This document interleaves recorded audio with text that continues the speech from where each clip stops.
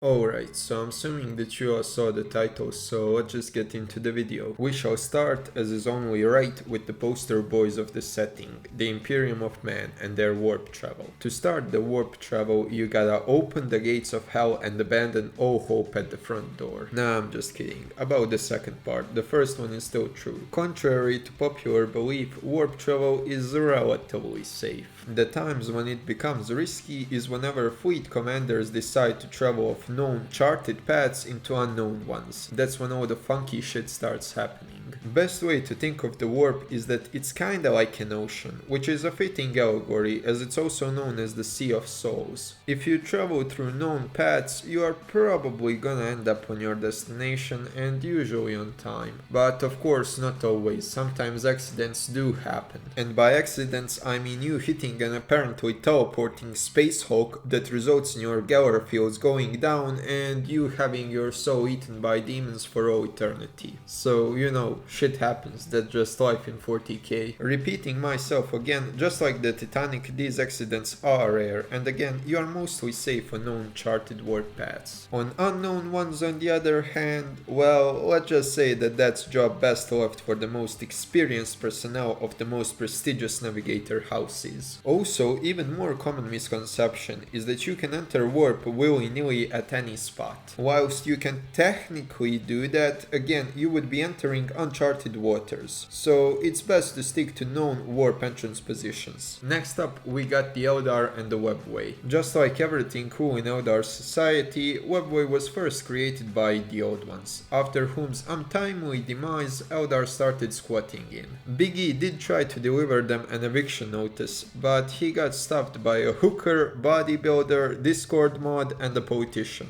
The way in which the webway transportation works is that you can enter into webway from any webway portal, and through minuscule amounts of traveling you can exit through any other webway portal. Kind of similar to like Minecraft nether portals. Okay, you can think of it this way. If a warp is a sea where you can take any path and get to any destination, then the webway is like a river system, where you can only arrive at certain stop points, from which you have to travel by yourself to your end destination, which makes it far safer but also far less versatile. It's also important to mention that just like the Eldar race, webway is slowly dying, but it's sure as hell taking its time to do so. Because webway exists somewhere between the real world and the immaterial, if there are any breakings, demons can and almost always do come inside and wreak havoc. So Eldar oftentimes don't have much choice and have to collapse those parts of the webway, thus permanently sealing them off and restricting their access to those parts of the galaxy. The only good thing for the Eldar is that webway is somewhat sentient, so it doesn't like trespassers, greatly limiting the ability of any other race to travel through it. Or this could just be Zakokorach, Eldar laughing god messing with other races for fun. I guess we'll never know. We shall also not know how Necron's FTL works, because Games Workshop has given us about a dozen different explanations. This is either because Necrons have many options and thus can pick whichever one is the funniest, or because Games Workshop writers hate standardization. I'll let you choose which one it is. The one that makes the most sense, at least for me, is the one in which Necrons just fling themselves across the galaxy whilst phasing in and out of reality. I mean, come on, that's just cool. When it comes to the orcs, they are just like the Yumis, they use the warp. But unlike the Yumis, they have no idea when or where they are gonna end up. Their idea of warp travel is comparable to a drunk guy downing 2 bottles of whiskey and saying Jesus take the wheel. Only in this case it would be Gork and Mork guide the ship. This method, as you can guess, is extremely unreliable and can even occasionally allow orcs to travel through time, again completely unintentionally. Alright, second to last race now, which are the Tau. For Tau, you can either give them a more realistic warp skimming method, allowing them to travel slower but much more safely through the warp, or in the newer lore, just a Star Wars hyperdrive. We'll be picking the warp skimming engine, not because I'm biased against the Tau, even though I am, but because, come on, it's just more appropriate for the setting. Final race time, and it's the Tyranids, who somehow break the laws of physics to create a biogravity manipulation tech that allows them to increase the attraction between themselves and the juicy tasty planets. This allows them to somehow travel close to the speed of light, though it does slow down the closer that they get to the target. it, which in some rare circumstances gives the target decades of prep time if the fleet gets spotted early on. Alright, with all that said, let's rank them from the shittest to the best. Coming in at 6th and the last place are the orcs, and their method of traveling by just jumping in and hoping for the best. I don't think that it's gonna be a shocker to anyone that a form of travel with no set arrival time nor destination is gonna be and stay at 6th spot. At number 5 we got the Tyranids with their gravity manipulation. It's nowhere near perfect, it's probably even slower than the orc method, but at least you can decide the destination and approximately calculate the time required to get there. The thing keeping it at 5th spot is the final 10% of the journey requiring years to complete. Climbing to number 4 are the Tau and their warp skimming. I don't have much to say about it, it's just solid. The downside of slow speed is bad, but due to very limited size of the Tau Empire, it's not as bad as it would be for Imperium, let's say. In number 3 we have the Eldar and the webway. In more capable hands like those of the Emperor or the Humanity, webway could have been at number 2 or even 1, but there's no going around the fact that the webway is slowly collapsing and becoming more and more limiting when it comes to the available destinations. Number 2 is the warp as performed by the Imperium. Solid transportation and travel again through charted paths, and you are not as limited where you can and cannot go as you are with the Eldar, but they can't compete with number 1, which is of no surprise the Necrons. I don't think I have to explain it. I think you can understand by yourself why FTL travel with no downsides is at number 1. Okay, that's just my opinion, so if you like this video, smash like and subscribe, and I'll see you in the next one. Until then, goodbye.